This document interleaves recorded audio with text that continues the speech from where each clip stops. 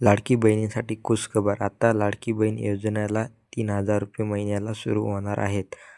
तरी लाडकी बहीण योजनेची पूर्ण माहिती ऐकून घ्यावी. राज्यातील त्यांच्यासाठी लाडक्या व्हिडिओ बहिणीला आता मतदानाआधीच 3,000 रुपये खात्यात जमा करण्याचे लेखी आदेश स्वतः मुख्यमंत्र्यांनी दिले.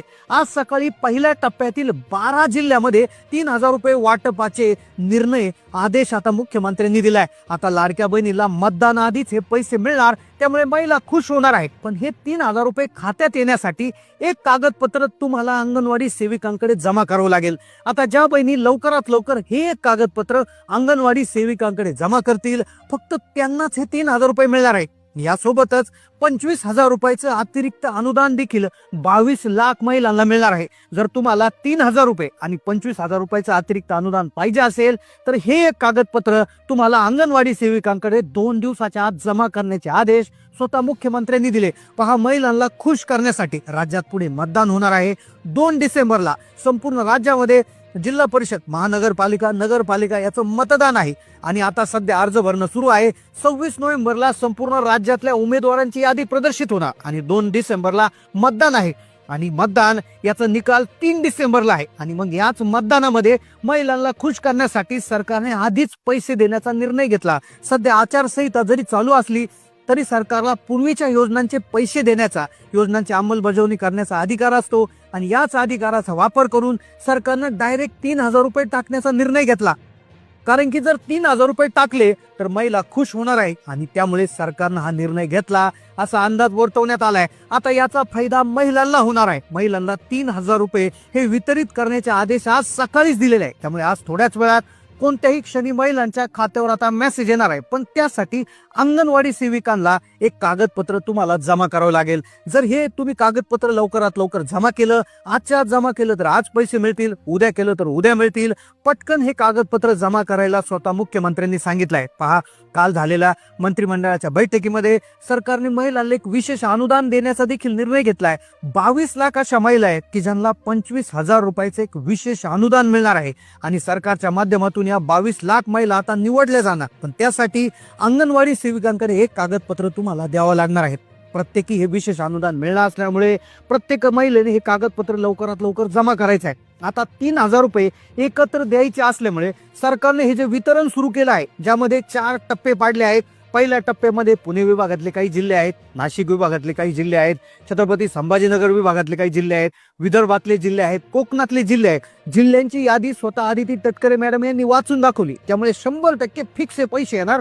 पण 4 नियम या वितरणासाठी लावलेले आहेत. ज्या महिला या 4 नियमात बसतील, ज्या महिला लवकरात लवकर अंगणवाडी सेविकांकडे हे कागदपत्र जमा करतील, फक्त त्यांनाच पैसे जमा होणार आहे. पहा, ज्या महिला कागदपत्र जमा करणार नाही त्यांना कुठलेही पैसे मिळणार नाही. त्यामुळे आजच्या व्हिडिओमध्ये आपण पाहतोय की नेमकं कोणतं कागदपत्र आता अंगणवाडी सेविकांकडे जमा करायचं, ते कागदपत्र नेमकं कुठून आणायचं, आजचे पहिल्या टप्प्यातले 12 जिल्हे नेमकं कोणते कोणते आहेत, त्या 12 जिल्ह्यातले महिलांनी पटकन हे कागदपत्र जमा करायचं आहे. पहा, जर तुम्हाला खरोखर पैशांची गरज असेल, तुम्हाला 3,000 रुपये पाहिजे असतील, तुमचे मागचे पैसे तुम्हाला मिळवायचे असतील तर हा व्हिडिओ तुम्ही संपूर्ण सविस्तर पहा.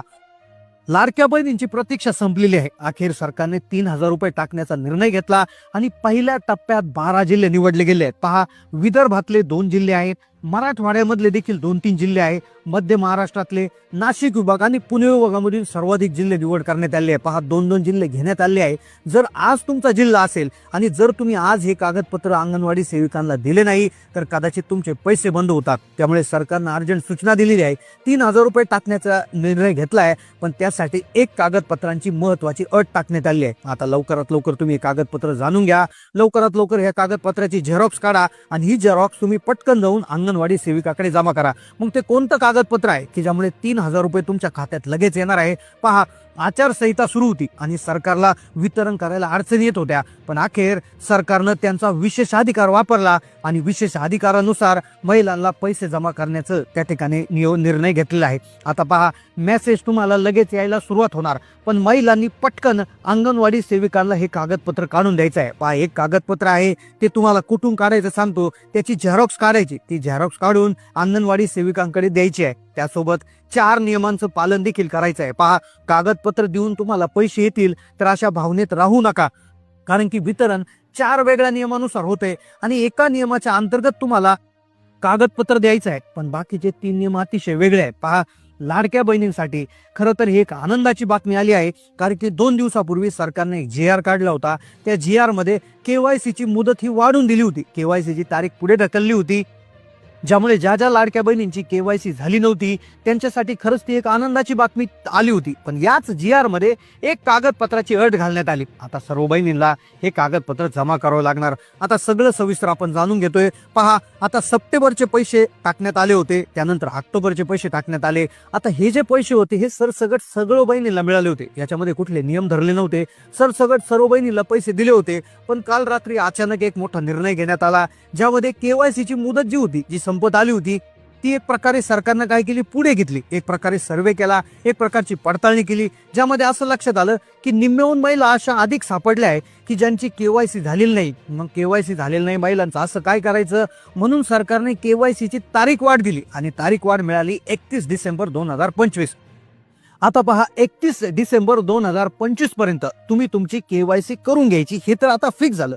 पण आता यासोबतच एक कागदपत्राची अट घालण्यात आली आहे. मग ते कागदपत्र नेमकं कोणतं आहे, ते कुठून जाऊन आणायचं, कोणत्या अंगणवाडी सेविकाकडे द्यायचं, 3,000 रुपये कोणत्या महिलांना मिळणार, कोणते 12 जिल्हे आहेत, सगळं सविस्तर आपण पाहतोय. पण सर्वात आधी आपण 4 नियम कोणते लावण्यात आले ते एकदा आपण पाहूयात.